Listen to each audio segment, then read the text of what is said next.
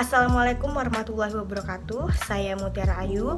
Nah, di sini saya ingin menjelaskan indikator lainnya dari ukuran pembangunan, yaitu dari aspek kerusakan lingkungan dan juga keadilan sosial dan pembangunan berkesinambungan. Jadi, di setiap pembangunan itu pasti akan menimbulkan dampak, entah itu dampak negatif atau dampak positif, entah itu terhadap makhluk hidup ataupun lingkungan.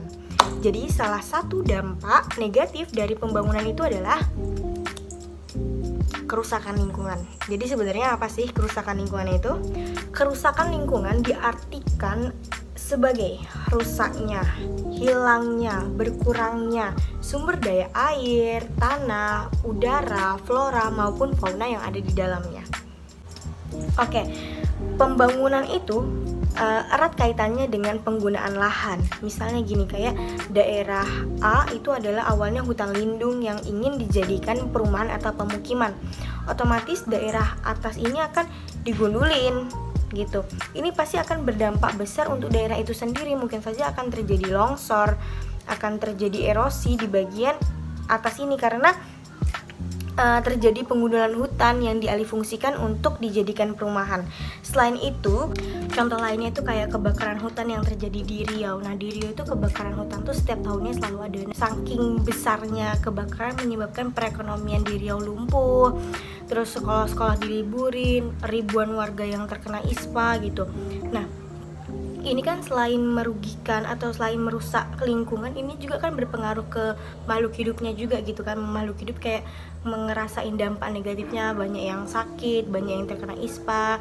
Terus contoh lainnya juga tuh kayak pabrik-pabrik yang didirikan menghasilkan limbah kimia yang merusak alam di sekitarnya, sehingga mengganggu kesehatan penduduk maupun segala makhluk di sekitarnya.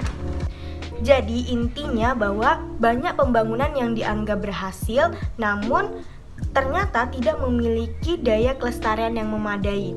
Akibatnya pembangunan ini tidak bisa berkelanjutan atau biasa disebut dengan sustainable. Apa gunanya sebuah pembangunan yang saat ini tinggi produktivitasnya, merata pembagian kekayaannya, tapi dalam waktu 10 tahun, 20 tahun lingkungan semakin rusak. Sumber-sumber alam semakin terkuras. Nantinya ini akan kehilangan sumber daya yang menjadi bagian penting pertumbuhan. Nah, itu dari bagian kerusakan lingkungan. Selanjutnya, indikator yang terakhir itu adalah keadilan sosial dan kesinambungan. Jadi, setiap pembangunan harus dapat menciptakan keadilan sosial dan kesinambungan. Pembangunan yang sedang berlangsung seringkali menghasilkan ketimpangan yang mencolok dalam kehidupan masyarakat. Pembangunan membuat orang kaya semakin kaya, orang miskin semakin miskin atau terpuruk. Kondisi ini jelas akan mendatangkan kerawanan sosial. Keadilan sosial dan kesinambungan menjadi penentu keberhasilan pembangunan suatu wilayah. Jika keadilan pembangunan tidak terwujud, maka yang terjadi adalah rusaknya mental masyarakat. Dilandasi pemikiran bahwa tiada keadilan sosial akan mendorong pihak yang kalah atau pihak yang terpuruk ini untuk menghancurkan atau merusaknya pembangunan.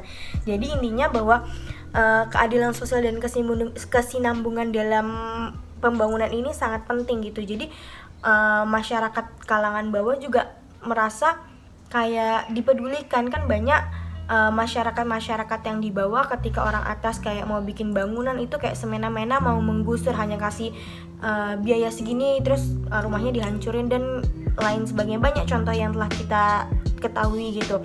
Nah, inilah yang seharusnya diubah supaya tidak ada lagi kayak mendatangkan kayak situasi yang tidak baik seperti itu. Nah, mungkin itu saja yang bisa saya jelaskan. Mohon maaf atas penjelasan yang masih kurang. Saya Mutiara Ayu undur diri. Saya akhiri dengan wabillahi taufiq wal hidayah. Wassalamualaikum warahmatullahi wabarakatuh.